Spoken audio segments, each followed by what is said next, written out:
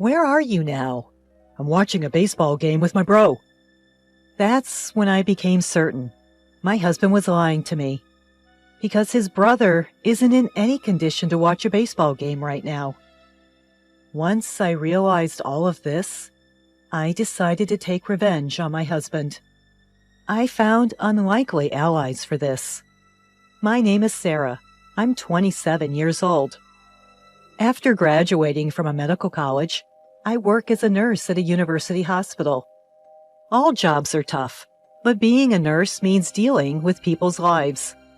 While I don't directly intervene as a doctor would, the everyday support and minor treatments I perform come with a weight of responsibility that's not much different. When I was in elementary school, I had to be hospitalized due to an illness. Despite being young, I felt a lot of anxiety, and when my parents couldn't visit me due to work, I would cry alone. But the one who saved my heart during those times was the nurse who was taking care of me back then. Sarah, it's okay if you don't hold back when you're feeling lonely. It's definitely going to get better. Let's hang in there a little longer. The female nurse who encouraged me like this every day.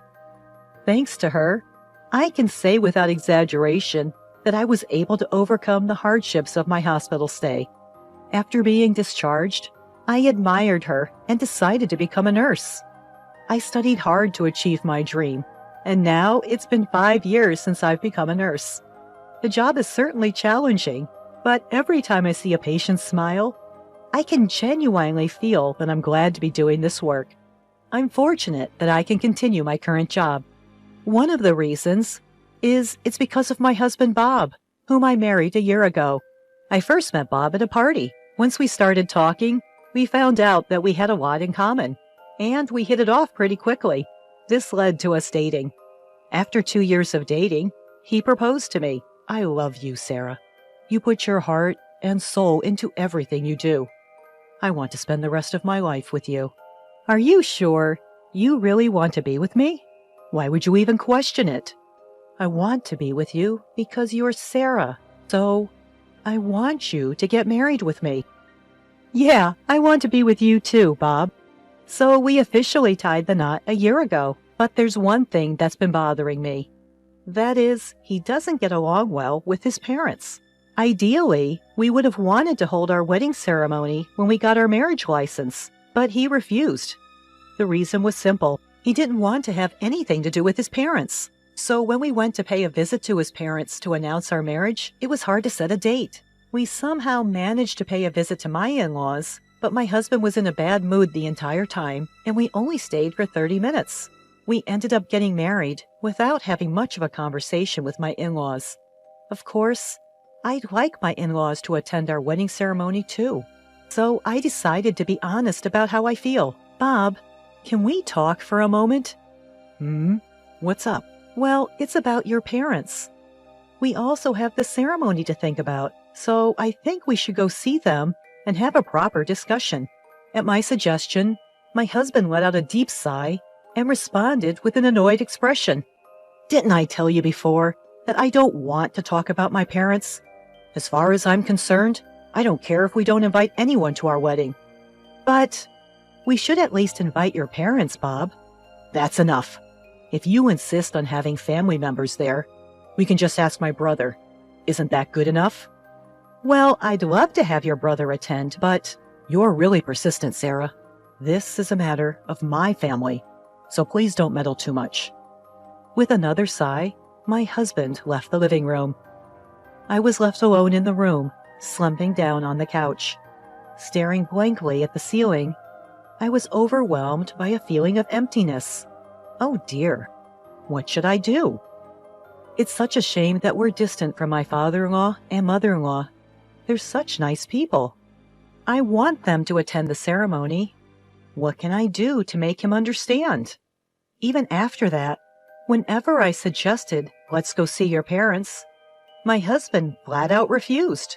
At some point, he would get angry just by mentioning his parents. One day, my brother-in-law and his wife were coming to visit us at our apartment. We had dinner together once when we reported our marriage. Although they live in the neighboring city and we can easily meet them, it was the first time they visited us since our marriage. After 10 o'clock, our apartment buzzer rang. When I opened the door, there were my brother-in-law, Jake, and his wife, Emily.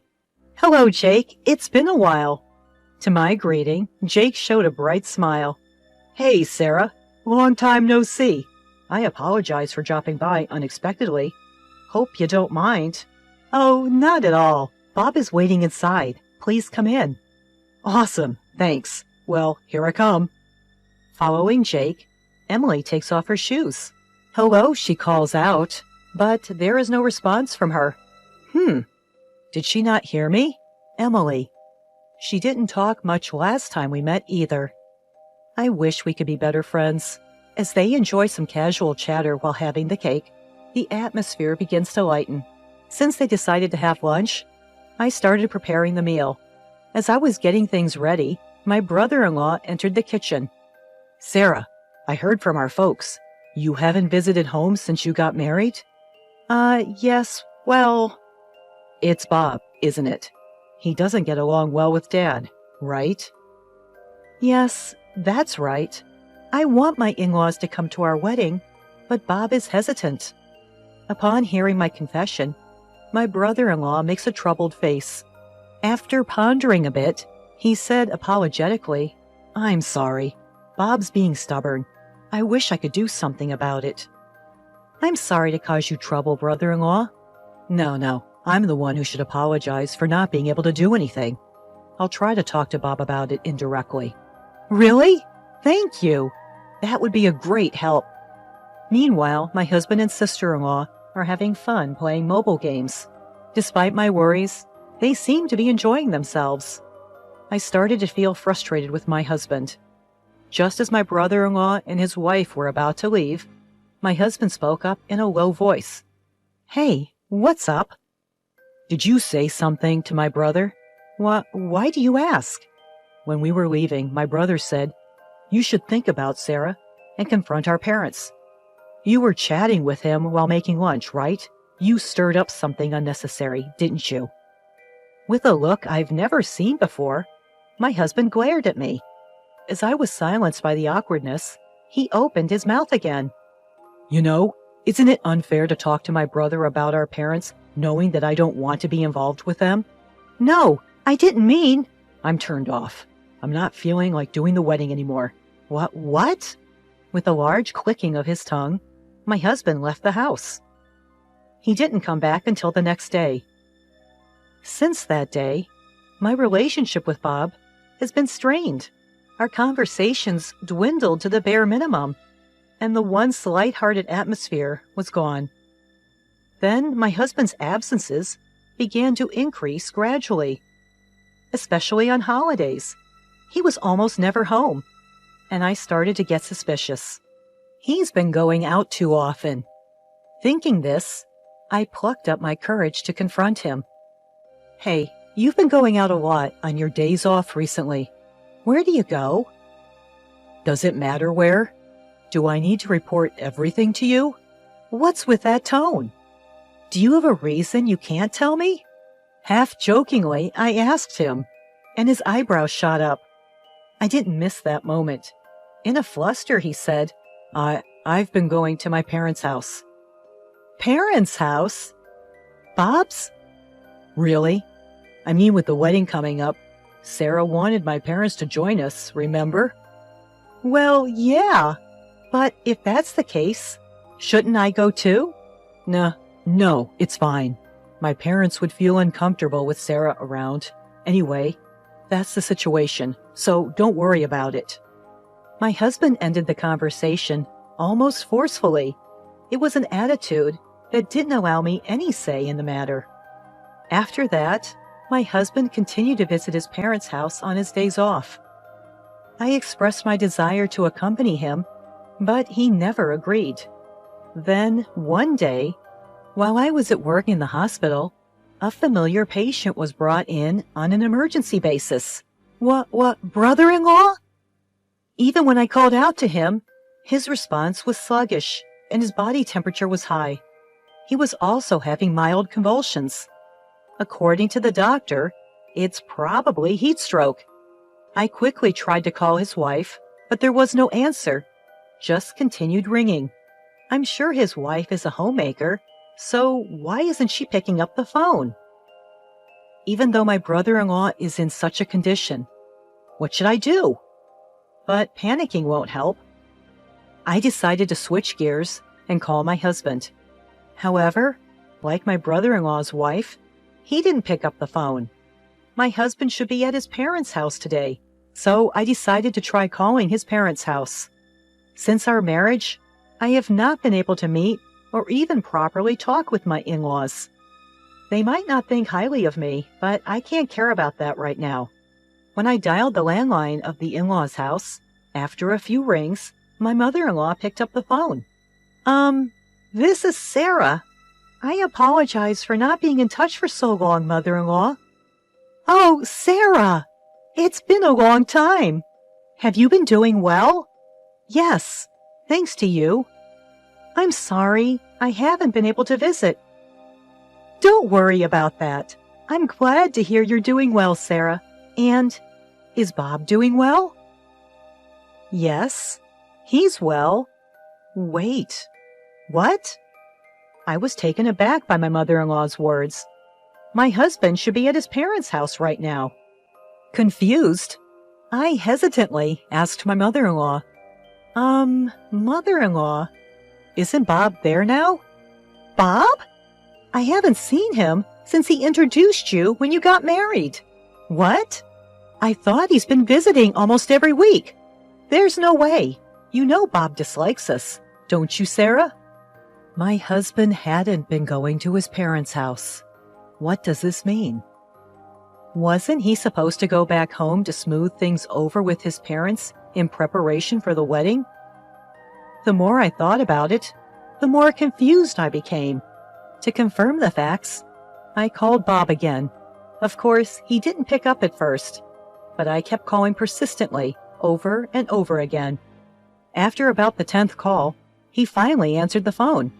He spoke in a noticeably irritated tone. What is it? You keep calling. I'm busy. Busy? Even though you haven't even been to your parents' house? Huh? How do you? I just had a chat with my mother-in-law on the phone. Hey, what's the deal? It's not just today. You haven't been visiting your parents' home all this time, right? Well, that's... Explain it properly. Where are you right now? As I waited silently for his answer, my husband nonchalantly said, I'm watching baseball with Jake. Baseball? Yeah, you can hear it, can't you? The cheers of watching the game. Jake and I are having a blast right now. At that moment, waves of pent-up anger overtook my restraint. Indeed, behind my husband, lively voices could be heard. Judging from the sounds, it seemed true that they were at a baseball game. But that's not the issue. The main issue was that my husband was lying big time. How should I confront him? Holding back my anger, I pondered. Then, Hey, Bob, how long are you going to be on the phone? Emily, my sister-in-law, whose voice I could recognize through the phone, chimed in. There was no mistaking it, since we just met the other day. Realizing that the call had been disconnected, and only the busy signal was echoing in my ear. Ah, so that's how it is. Everything was a lie. I can't forgive this. At this rate, I'll corner him by any means necessary. I, who realized everything, headed to Jake's place. Fortunately, his condition had already stabilized, and he was sleeping soundly. I'll reappear later. As I was about to leave the room, opening the door, a voice came from behind me. Sarah? Oh, Jake, are you okay? Yeah, I'm fine. It was a heat stroke, huh? I was feeling sluggish, but I was so busy that I didn't have time to hydrate. Please be careful. I was really surprised when you were brought in. Sorry. So, why are you here, Sarah? Well, actually... I informed Jake that my husband might be with Emily at the moment. Then rather than being surprised, Jake smirked. I see. You've noticed, Sarah. By the way you're saying it, Jake, did you know about this all along? Yeah, well, I found out about a month ago, and I just started gathering evidence. But I've got more than enough evidence now, so don't worry. I see. I'm sorry. I didn't know anything. No, it's okay. I was waiting for the right timing to tell you because I thought it would be too harsh on you. Though it turned out this way, I feel like I can finally move on. Jake laughed weakly, but he seemed somewhat lonely. At the same time, I felt an immense dislike for the two who made Jake and me feel this way. I waited for my brother-in-law's recovery, and then we headed to his parents' house together. Upon explaining the sequence of events to my in-laws, they were momentarily at a loss for words after learning the truth. With apologetic looks, they began to apologize. Sarah, we're sorry. Our foolish son, to have an affair? We're sorry, Sarah. We never expected this to happen. Please, don't apologize. I'm okay. But, right, honey? Yes, apologies won't fix this. We're truly sorry. It's okay. Instead, could you lend me and your son a little help? My brother-in-law and I proposed two things to my in-laws. From now on, ignore any calls for help from my husband and my brother-in-law's wife. Accept our respective divorces wholeheartedly. Without any hesitation, my in-laws promised their cooperation. After that, my brother-in-law and I each made simultaneous calls to his wife and my husband. Perhaps surprised to be called at the same time as Emily, my husband picked up the phone immediately. Hello? Sarah, what's up? What do you mean, what's up? You're with Emily right now, aren't you? What are you talking about? Why would I be with my brother's wife? I heard Emily's voice in the background when I called earlier. And your brother knows everything. We've got concrete evidence of the affair. Eh? Thinking he could still fool me, my husband kept spouting nonsense, like it's a misunderstanding, and he just happened to run into her.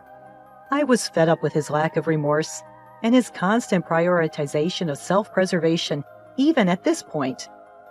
Out of sheer anger and feeling betrayed, I raised my voice. Shut up! Misunderstanding? What are you saying at this point? Do you think such excuses will work? You took advantage of my feelings and betrayed me in the worst possible way. I will never forgive you. I'm divorcing you, you scum. What? Wait!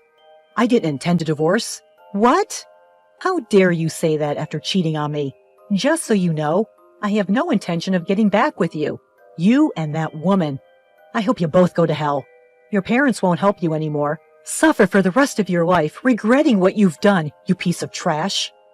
Without waiting for his response, I hung up. Shortly after, my brother-in-law and I went to the city office to get divorce papers. Eventually, my husband and I divorced amicably. Initially reluctant, he finally signed the divorce papers after being persuaded by his parents. Of course, my brother-in-law's divorce was also finalized.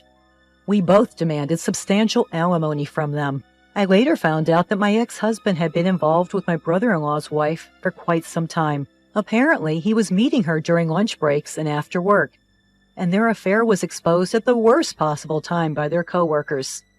As a result, his reputation at work plummeted. Unable to withstand the judgment from his colleagues, he eventually quit his job after repeated absences. My brother-in-law's wife, who was a stay-at-home wife, also had her life turned upside down. She lived with my ex-husband for a while after the divorce, but as their financial situation worsened, their arguments increased, and they broke up within a few months. For a while, she won't be able to lead a decent life. On my end, surprisingly, I've been getting by day to day without much fuss. Right after my divorce, I moved to an apartment near work, living a carefree life. I still keep in regular contact with my brother-in-law and my ex-in-laws. Where I am today is thanks to them. They will always be important people to me. That will never change. I'll make sure to live in a way that won't bring shame to them. I'll prove that I can be happy on my own. That's the solemn promise I made to myself.